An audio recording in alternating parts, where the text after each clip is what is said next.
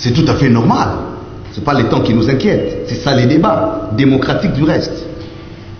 Nous en sommes arrivés à la suspension des travaux et non à la suspension de la participation de l'ECC et de la SELCO. Là encore une fois, il se pose un problème dans les rendus de ce qu'on entend. L'ECC et la SELCO se seraient retirés. D'ailleurs, on est habitué, ils font la même chose depuis longtemps. Et à chaque fois qu'ils se retirent, la machine continue. L'ECC et la SELCO assurent la présidence. C'est pourquoi nous sommes là, au nom du présidium de la plateforme des confessions religieuses. Le président a toute responsabilité à un certain niveau du débat. Lorsque le climat n'est plus serein, lorsque les esprits sont surchauffés, ça c'est la pratique des directions des débats.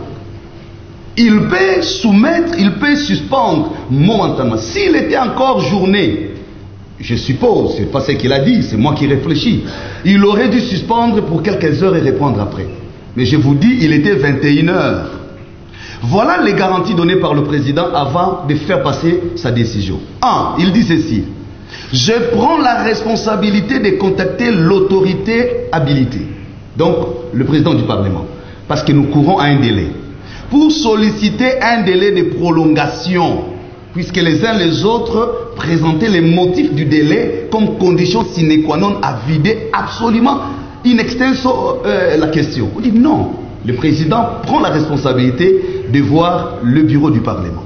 Deuxième garantie, il dit je prends la responsabilité de vérifier ces éléments parce qu'on cite les noms de certaines autorités. Nous avons la responsabilité de préserver la réputation de nos institutions. Lorsque les noms de certains animateurs des institutions sont cités à une procédure qui ne relève pas totalement de la compétence des confessions religieuses, c'est de la compétence de la souveraineté nationale. Et nous ne pouvons pas nous verser dans la presse pour commencer à dire X autorité est citée, Y est citée parce que vous demandez des preuves. C'est irresponsable. Nous avons la responsabilité de préserver la réputation et des autorités et des institutions. De telles situations, comment elles se règlent? On approche les concernés, on aborde comme des hommes mûrs, on trouve des solutions. La question devrait être posée: est-ce que le président et le vice-président ont-ils ou non accompli leurs promesses? Oui, vous nous avez vus au bureau du président Bosso. Nous avons parlé avec le président pendant autant d'heures. Et la conséquence positive, vous avez appris qu'il y a eu prolongation. Parce que le président a écrit, Bosso a écrit au président de la plateforme pour accorder 48 heures de prolongation. Des investigations ont permis à pouvoir réunir les éléments qui nous semblaient encore une fois convaincants pour essayer de donner un point de vue clair à ce sujet.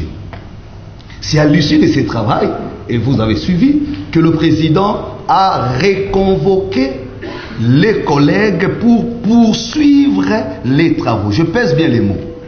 Nous sommes dans une situation de suspension des travaux, pas de suspension de la participation de qui que ce soit. Peu importe les humeurs sur ces entrefaites, ça n'affecte pas la légalité de cette suspension. La preuve, c'est que la suspension a été légale, vient du fait que tout le monde s'est retrouvé, c'était le vendredi. Le vendredi. Alors, si les gens, les amis sont venus, les chefs et les confessions sont venus, toutes ensemble, ça suppose que tout le monde savait que les travaux étaient suspendus et nous avons repris. À la discussion de ces derniers jours, d'ailleurs c'était présenté dans les rapports, dans la convocation, déjà le présidium a donné une ouverture pour élaguer ce qui s'est dit sous la toile, qui aurait intention d'imposer un candidat, qui aurait intention d'en exclure X au motif d'appartenir à la tribu, ce qui est vraiment ridicule. Il y a tout ce qui a été dit. Voilà la proposition qui a été dans l'invitation. Le président dit ceci, après concertation avec son collègue. Première ouverture, nous enlevons les candidatures, parce que pendant qu'on parlait d'un candidat X, les autres ont aussi soulevé leurs éléments sur le candidat Y. Je voudrais préciser une chose. On ne reproche pas à un candidat le fait d'aller voir un président d'une autre confession religieuse pour solliciter un soutien, ça c'est légal. On ne condamne pas un candidat d'avoir une appartenance à un parti politique. La Constitution garantit à tout Congolais la liberté d'opinion. On ne reproche pas non plus à un candidat d'avoir eu des entretiens avec qui que ce soit, même avec un acteur politique. Mais on reproche qu'une candidature devienne un agenda politique. Il faut faire la nuance. On reproche qu'une candidature devienne une sous-traitance politique. On condamne que les confessions religieuses deviennent une sous-traitance politique. Pour l'opposition ou pour la majorité. C'est à ce niveau que les politiques vont nous respecter. C'est à ce niveau que nous allons prendre de la hauteur. J'ai soulevé cela pour vider la question des accusations de X ou Y. Si bien que nous avons donné les éléments de défense pour affirmer que les candidats qui étaient proposés dans notre camp, même si vous soulevez tel aspect, personne n'a prouvé qu'il y a eu corruption et nous n'avons pas condamné nos collègues, si pour ne pas les citer. Tout le monde parle des Kadima Deni. Nous cessons de le dire sur le plan de technicité, notre compatriote a un CV calé.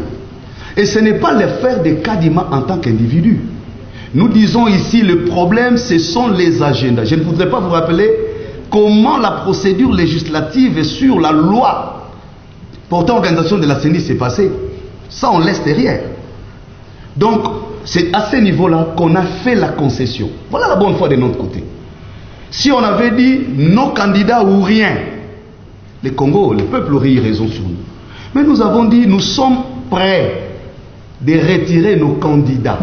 Et nous vous laissons la possibilité d'en proposer pour vous que nous allions sur des bases sereines.